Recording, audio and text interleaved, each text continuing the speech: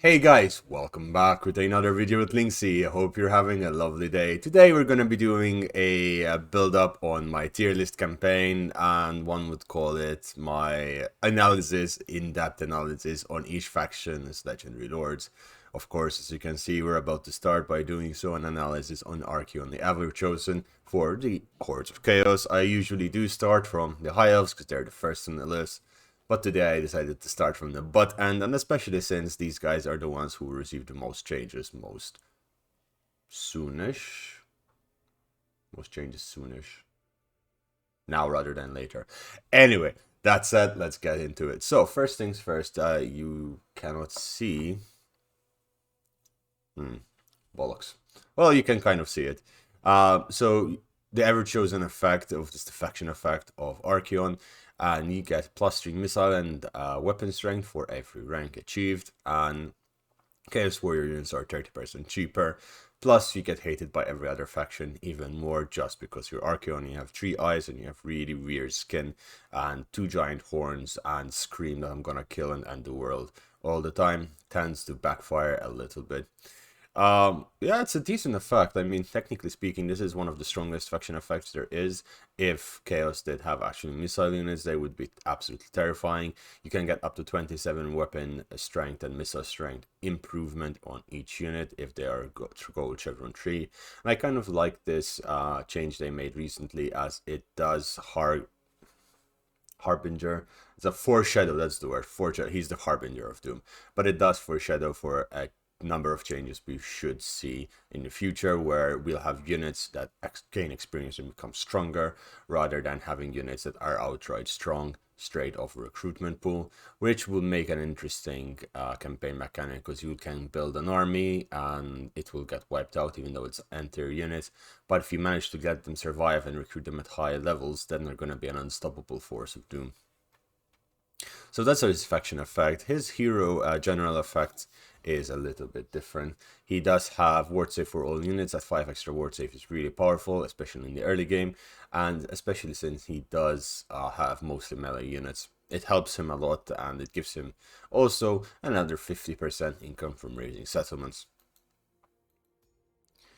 With regards to his special faction line, we will of course ignore the fact that he has the Eye of the Gods, he has fire magic, the usual red line and the blue line down here, but he does have the Grand Marshal of Chaos tree down this way, which gives him extra bonus lord recruitment rank. This one is useless in my opinion. Abyss Forged Armor, making Chaos Warriors 15% cheaper, and the recruitment cost of Chaos Warriors, no one really recruits Chaos Warriors endgame, so it's kind of wasted tech tree on legendary difficulty. However, on normal or hard difficulty, this could be really useful because Chaos Warriors tend to do very good.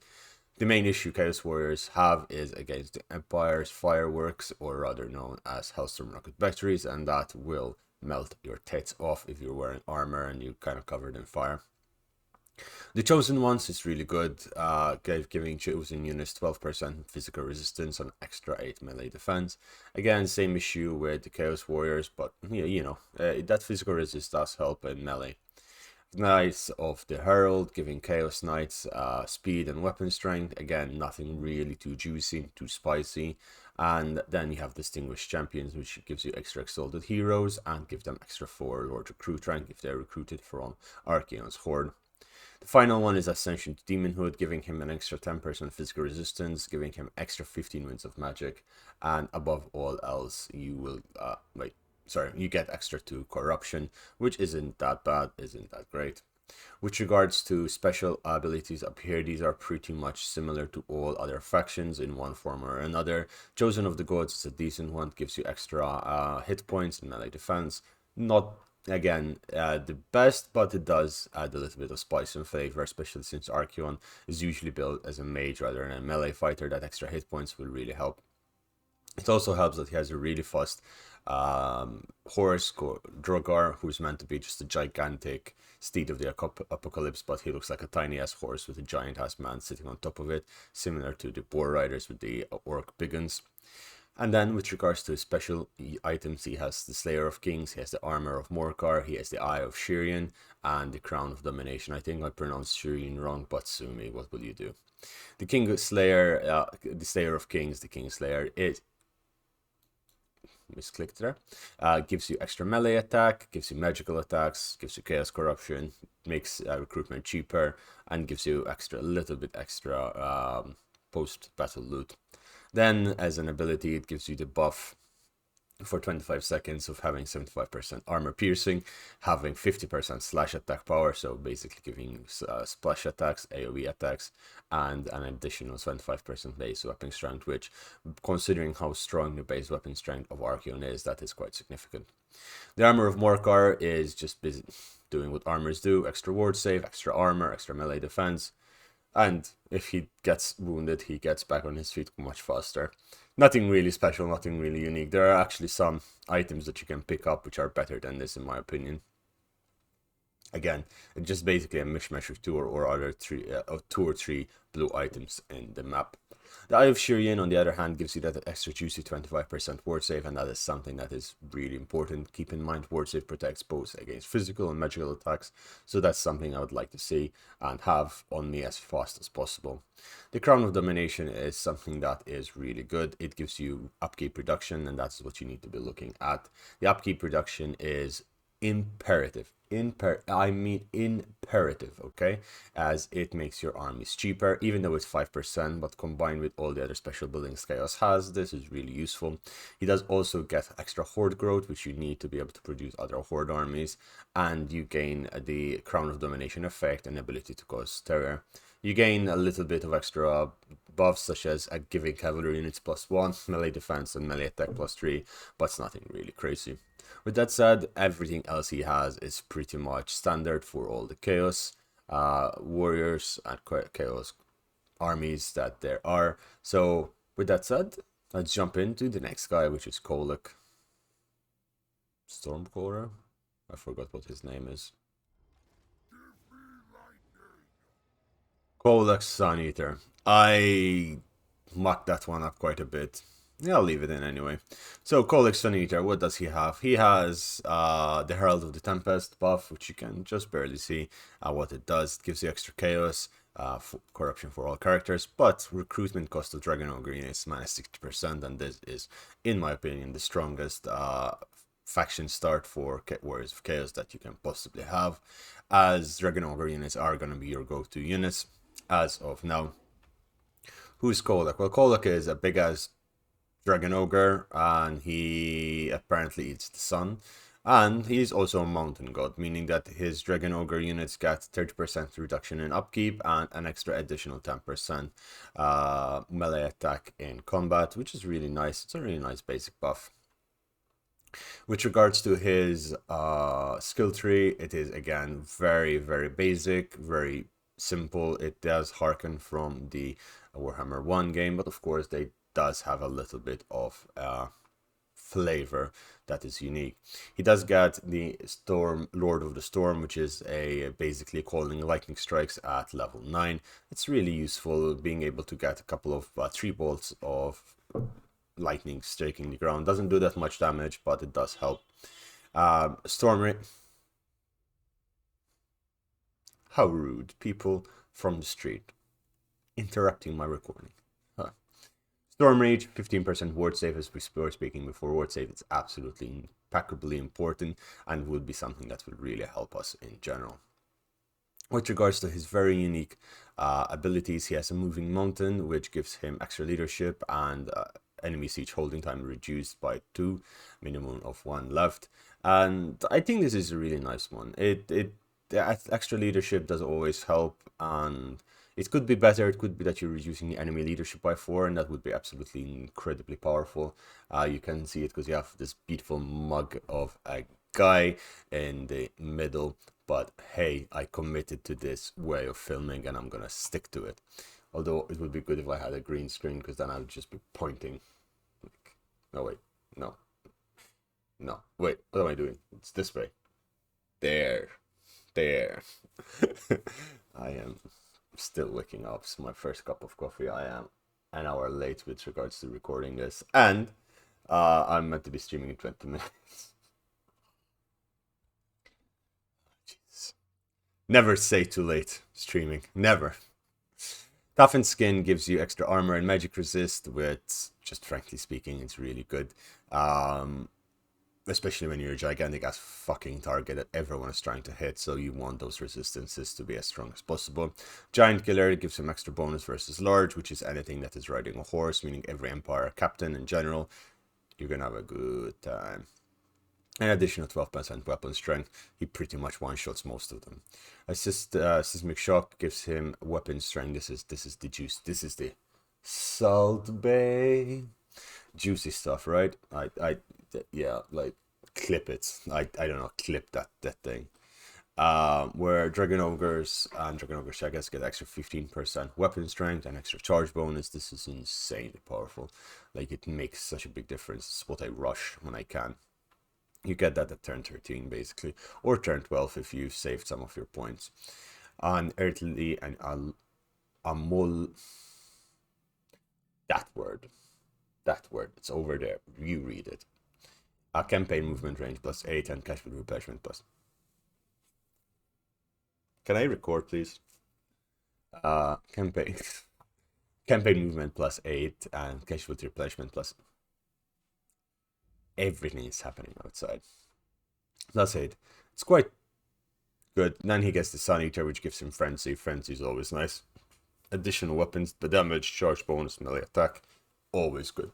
Now, with regards to unique item, he only has one. He has Star Crusher, because apparently he eats the sun and crushes stars, which gives him extra weapon strength, magical attacks, casualty replenishment. He gets an additional ability called Star Crusher, which gives him splash attack and armor piercing, and then he gets an additional 50 armor piercing, additional melee attack. It's just generally big hammer, it's gonna smash. Really good. And then everything else is quite boring. That's all pretty much that he has. He's okay, right? You know, right? I mean, the strength of Kolek is this one, Seismic Shock, and he doesn't really buff his army at all, his faction at all, unless you start as him and you get Herald of the Tempest. Which, oh, you can see it over there. Perfect. I didn't even need to open it in there. Oh, also, he does not get any ambush. Like, ambush defense chance is shit for him. He cannot ambush. He's too big to go and ambush. Did I ever mention that Chaos starts with a negative income? Alright, let's go to my maid and have a chat about my maid. Sigvald. He does have daddy issues, I'm gonna tell you that. So this is Sigvald, the Magnificent Maid. If you guys become members of my channel, you'll be able to use in the comments and in live streams that I do very regularly the Sigvald Maid icon that I have in emote. So check it out. 99 cents, cheapest one for all those bargain hunters. You know, you get like what, 8 or 9 icons down there. Hit it, boys! He is the sign of... Oh, Jesus, I clicked it. He's the Scion of Slanesh. Okay, he's the Scion of Slanesh. What does he get? He gives Mirror... He gives Marauder units additional rage ability, which moves at Berserk at level 7. Have you ever seen a Marauder at level 7 in a non-AI's army? Diplomatic relations with Norska. He's the diplomat. He's the twirly mustache boy, and he has extra bonuses when he fights men. The rage ability essentially just gives them extra leadership, and eventually it gives them physical resistance, leadership, and melee attack. Go figure. Apparently, if they're angry enough that they're not as hot as Sigvald, they're gonna... Oh boy. Yes, we heard. He also has Supreme Vanity. You know, once you whip him a little bit, though. He gets Horde Growth +3 and 60% upkeep reduction for all Chaos Marauder units, and he has the ability of Strider. What's good in that is the Horde Growth +3, giving you the ability to get your hordes up faster, but really and true. Fix your fucking silencer. Christ. Sorry. I'm leaving these in. If you guys like my interaction with the outside traffic, let me know. If you don't, I'll start editing them out and looking more professional. But yesterday I was looking at a couple of other creators, and the professional guys, yeah, they do well, but the guys who are sloppy Joes or sloppy Linksis seem to get liked more personality. Alright, Supreme Vanity. Horde Growth is the only good thing. Chaos Marauders, you're not gonna be recruiting them after turn 5, let alone. Yeah, so not a great thing. Yeah, so let's start with his special tree. Again, he's pretty much identical with his, red, blue, and I forgot which one is this one. Yellow tree. Yeah, this is the yellow tree.